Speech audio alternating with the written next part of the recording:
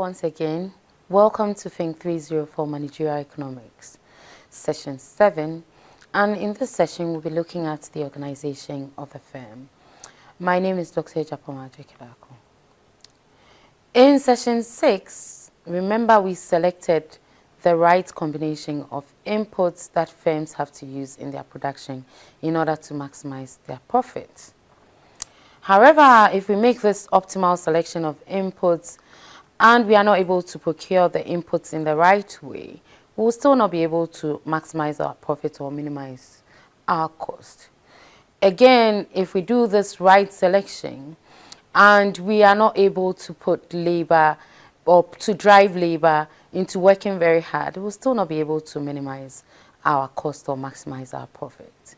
And so it's important for us to understand how to procure our inputs in the right way and also drive labor to put in his best effort. This is really what this session is all about.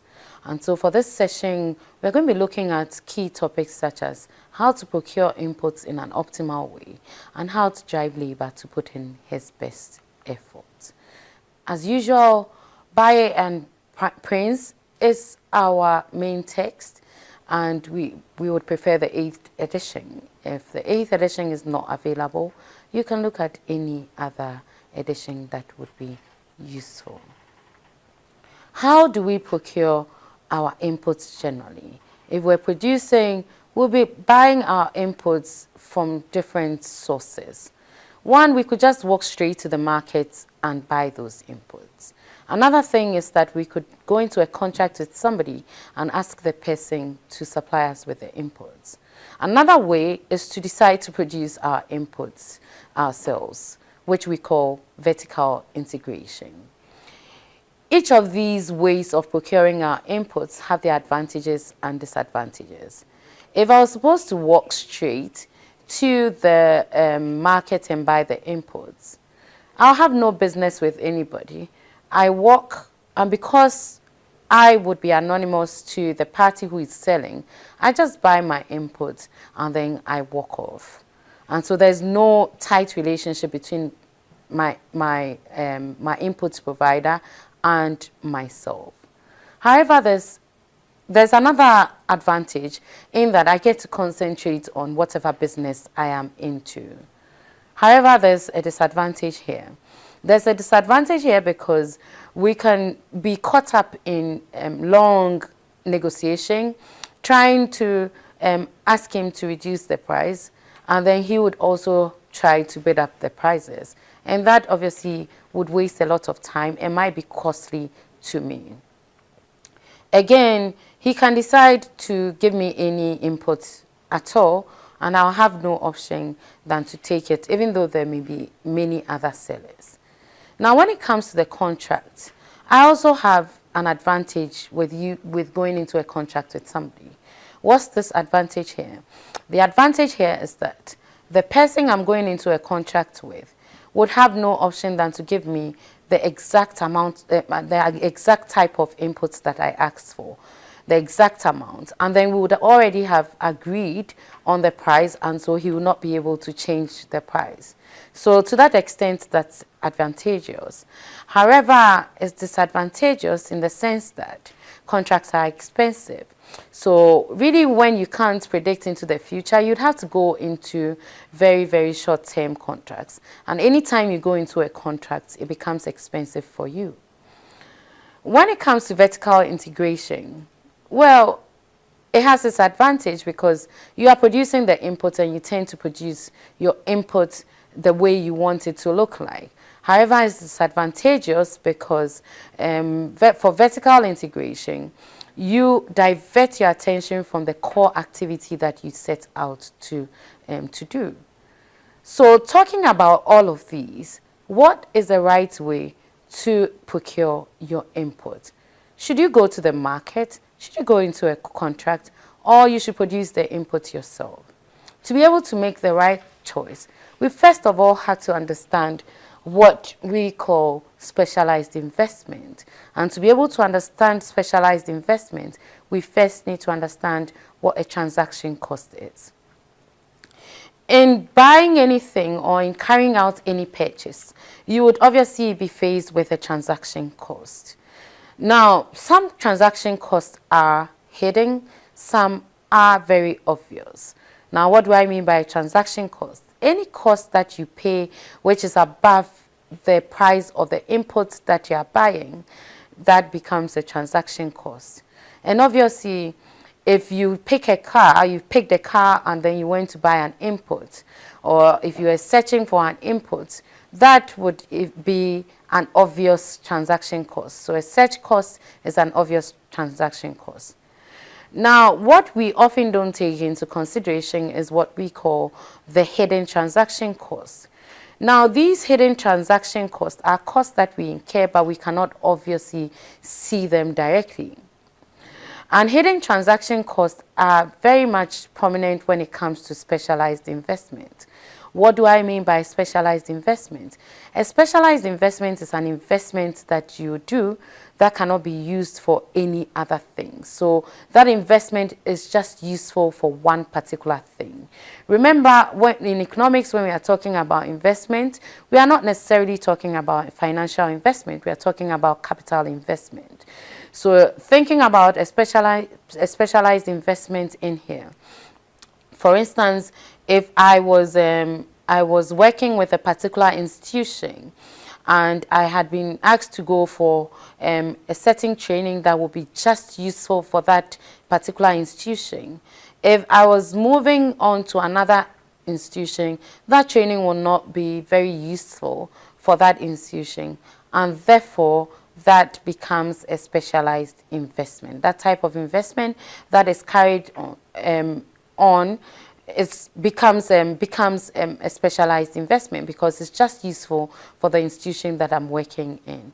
Again, if I was a caterer and I was doing school feeding program and I bought certain things that was only going to be useful for that type of program and not be useful for any other thing that I do, then that becomes a specialized investment.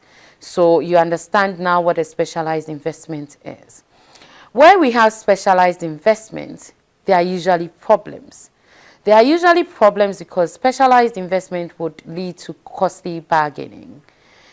If, for instance, as a manager, remember you can be a buyer and you can be a seller. So supposing you're a buyer as a manager, you've gone to buy your inputs, and the input seller knows that whatever input he or she is providing for you can only be got from him, and without you getting that input, you will not be able to do any other thing. What he's going to be doing is that he's going to be exploiting you. There's going to be, and therefore, there's going to be costly bargaining. He would always be quoting higher prices, and you would always want the lower prices. And so what happens under this circumstance? You may not necessarily be able to reach an agreement, and even if you reached an agreement, obviously it's going to be costly because it would have taken you so much time to do this. And so that becomes costly, and this becomes a hidden transaction cost.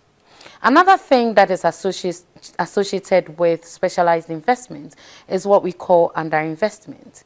I mean, as a seller, if you're a manager and you're a buyer, I would know that definitely if you don't come to me, I'll not be able to use the input for any other thing. So I'm not really going to be spending so much money producing the input. So the inputs would not necessarily be of good quality, and you are going to be going out with an input that is very, very shoddy. So that's underinvestment here being a problem. Another problem that is associated with specialized investments is a problem of opportunism or a hold-up problem. Now, I know that you need me and you know that I need you because the input is specialized. And so if, as a seller, I know that you need me, then I'm also going to be holding you up. I'm going to be doing everything possible to take advantage of you. So because maybe you would have incurred a cost to search for me already, you wouldn't really want to move somewhere else. So you would want to stay with me, because in moving to another person, you would incur another search cost in addition to the cost of the item. So I would slightly increase the price of my product, because I know that you wouldn't want to increase your search cost and add on to your original cost. So we take advantage of each other under this circumstance, and that leads to a high transaction cost. So now that we understand specialized investments and we understand transaction costs, we are going to be using that in our understanding of what's the optimal thing to do if we are procuring our inputs. Now, if your production process as a manager does not involve any specialized investment, then your best bet is to walk onto the market and buy the inputs. You would not think about costly bargaining. You would not also think about underinvestment, and you would not also think about opportunism. You just walk onto the market and you buy your inputs, and that would be the optimal way. However, if you assess your production process and then you observe that your production process involves any specialized investment, then you want to be thinking twice about walking onto the market. You want to be now considering either a contract, or you want to be considering vertical integration. Now, when it comes to contracts, they are good when you have specialized investments, because you'd have already pre-agreed on the terms of production with the person supplying you with the inputs. So that's really not going to be a problem. There's not going to be a problem with costly bargaining, underinvestment, and the concept of opportunism. Not at all. However, contracts are expensive, remember. So if you can't predict deeper into the future, what this would mean for your business is that you'd have to go into shorter and shorter terms of contracts, and that's going to be expensive for you. So it would make sense for you to go in for a contract if you have specialized investment and you can predict deeper into the future. If you cannot predict deeper into the future, and yet you have a specialized investment, then the best thing for you to do is to do vertical integration. Here you get to produce your products yourself, and then because of the specialized investment that is involved, you would obviously avoid costly bargaining, underinvestment, and the concept of opportunism. So in sum, your best bet is walking onto the market if you don't have specialized investment. If you have specialized investments, see whether you can predict deeper into the future. If you can, then you go for a contract. If you can't, then you stick to vertical integration, because remember, vertical integration has the disadvantage of digressing you from whatever you have to do into other things that you have really not set off to do. So that's the first part of what you can do to continue to minimize your cost. Another thing that, like I said earlier on, is that if you can procure your inputs in the right way and you can get the right combination of inputs, and then you have labor coming to sit down and not putting in his best effort, you still cannot minimize your cost as you want to minimize it. So it's really important for you to make sure that labor is actually putting in his right or his best effort. Now, how do you do this? Now, you find that many firms are not operated by their own managers. They are usually operated, by their own owners. They are usually operated by managers. And so managers will have their different interests, or their interests which may be different from the interests of shareholders. Shareholders may want profit. Managers may want to improve their own well-being, and that may not necessarily coincide with the operations of the shareholders. So shareholders, because they can't be around managers every time, would have to make sure that they are aligning their interests to the interests of the managers. If you left managers on their own and you are giving them a constant amount of money every month, they can decide to play around and tell you that because things in the economy were not going well, they didn't also do well, and they'll still go home with how much money you've promised to give them every month. How then do you align your interest as a shareholder to the interest of the manager? You have to try and devise what we call some incentive mechanisms. Now, some of the incentive mechanisms may be internal, some may be external. Now, if we were talking about the internal mechanisms that you can put in place as a shareholder to make sure managers are behaving the way you want them to behave, one thing you can do is what we call profit sharing. Now, with profit sharing, you go into an agreement with the manager that you give him a percentage of whatever profit you make. This would push the manager to put in his best effort, because he knows that when the company does well and makes a lot of profit, his share is also going to be going up. If the company doesn't do well, his share is going to go down. So this would be a great incentive for the manager to put in his best effort. Now, you can also do revenue sharing, where you share the revenue that comes from the operations of the firm. Now, revenue sharing here is very different from profit sharing.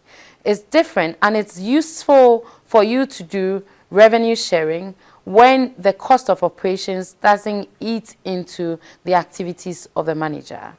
If the cost of operations was eating into the operations of the manager, you really don't want to do revenue sharing. You want to do profit sharing, because you want the manager to be responsible for any actions that come with costs for the business.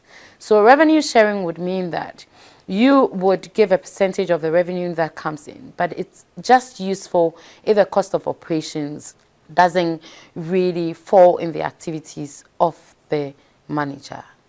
Now, remember, once you promise the manager that you are going to be giving him a percentage of whatever happens in the firm, whether revenue or profit, he's also going to be taking some risk. So you have to guard against that.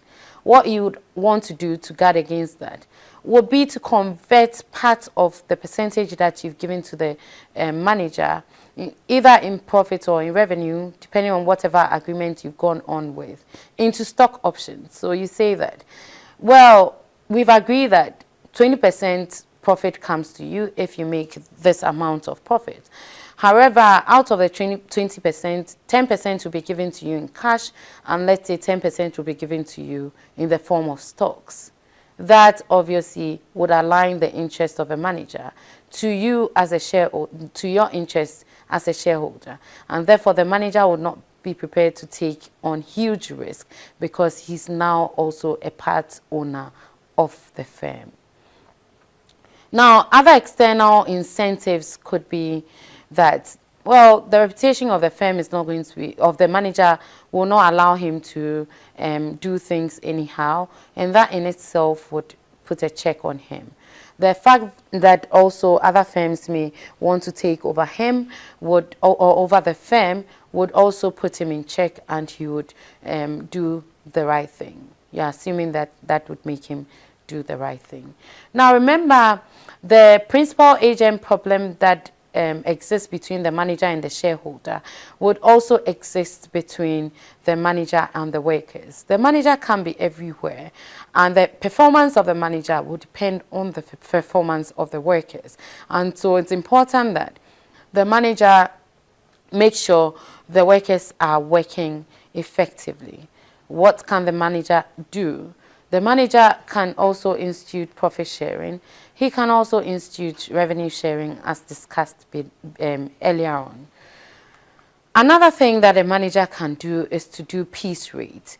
So depending on the type of job that you are doing, the manager can say that I'm paying you per the output that you are producing.